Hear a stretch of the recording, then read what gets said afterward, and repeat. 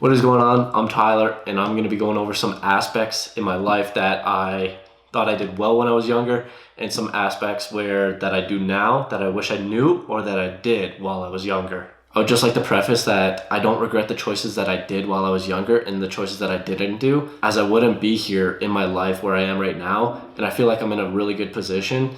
But I obviously could be in a better position, but at the same time, I could obviously be in a really worse situation. So with that being said, we're gonna start off with some areas of my life that I thought I did rather poorly, that I could have improved on. The first area would be that I wasn't really focused on improving myself as an individual. I felt like I wasted a lot of time when I was younger, playing a lot of video games or watching TV. For me, I was a really big gamer, and I would come home from school and I would game for probably 8+ hours, or I would watch TV or movies. And I wouldn't really have any time in there where I was focusing on myself to help better myself, say for reading or studying or anything in that area. I would just go home, play video games, and watch TV or movies. Don't get me wrong or anything, playing video games is fun and all, but unless you're gonna be trying to go pro, I wouldn't say playing 8+ hours a day is ideal. Don't get me wrong, if you are trying to go pro, go all in and go for it. But for me, it was just for pleasure, and it was just for something to do to kill time.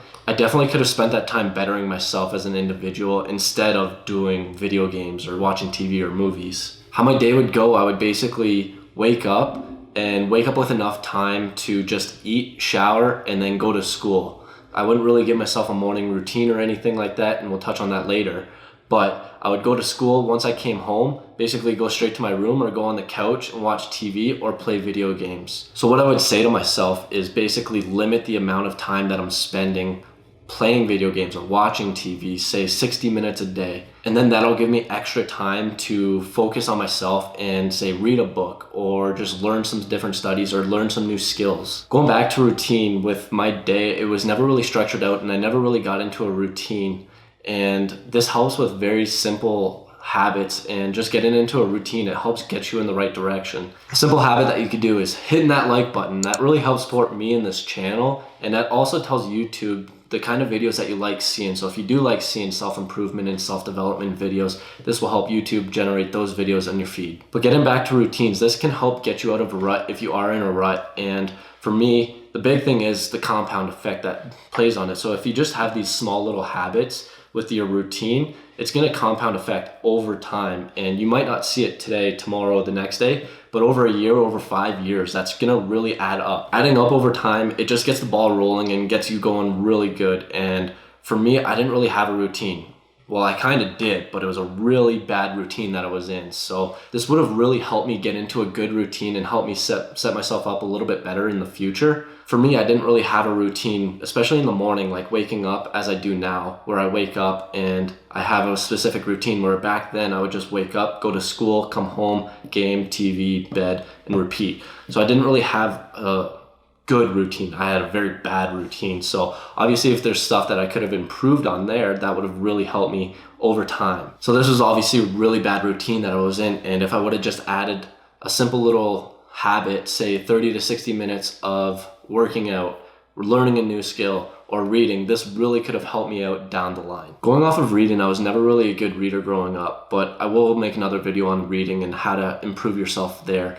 But for me, reading was a really big struggle, and for me, I never finished a book until I was 24. That's insane. 24 years old, I'd never finished a book in my life. So this kind of ties in with the compound effect, where if I would have spent, say, 30 to 60 minutes a day reading, this would have compounded over time, and I could have read, say, maybe 10+ books a year, and this just would have kept building up over time. Instead, I never read any books until I was 24. Another aspect would be present in where you are and given 100%. So if you do have a job, and maybe you do hate it or you just don't enjoy it, I was in the same situation where I was working and I didn't really enjoy the job, and I didn't give my full effort, whereas now whenever I work or I do anything that requires that, I try to give it my all. I try to give 110% to try and go above and beyond and deliver a good positive experience. When I was younger, I would just try and get the job done, and I wouldn't really think about the future or the next person maybe coming in that had to replace me. And this didn't really set them up for success. So one thing that you could do is just spend a little bit more time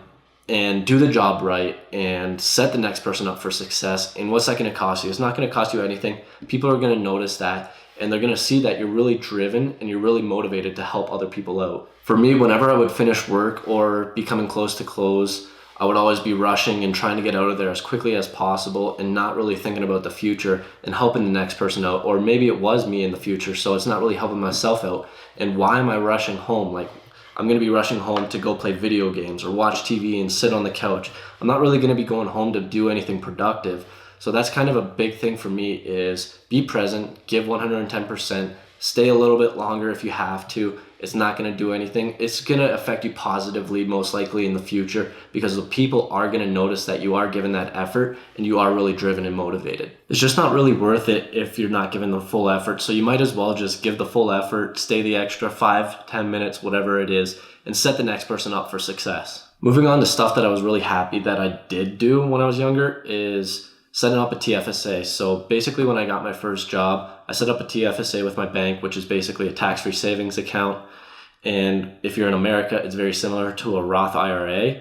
And basically what this does is it takes a percentage, whatever you choose it to be, 5-10% of your paycheck, and puts it into this account and invests it into the market. And basically over time, the market's going to go up, as it always does. So you're going to set yourself better up for success in the future. And even if you are only taking a small percentage of your paycheck and putting it into these accounts, it's really going to help you in the future set yourself up for success. And you're going to be thankful that you did do this. Also, one of the things that I've been most happy that I did when I was younger was working out. When I was younger, I was always really small and skinny, and this has just helped out with so many other things, but just other than health, mental, and happiness. This has also helped with discipline, motivation, diet. This working out has so many different benefits to it. When I started working out, I wasn't really motivated, and this helped me get motivated because it had me block off 60 minutes to 2 hours a day to go and work out and to actually have that discipline.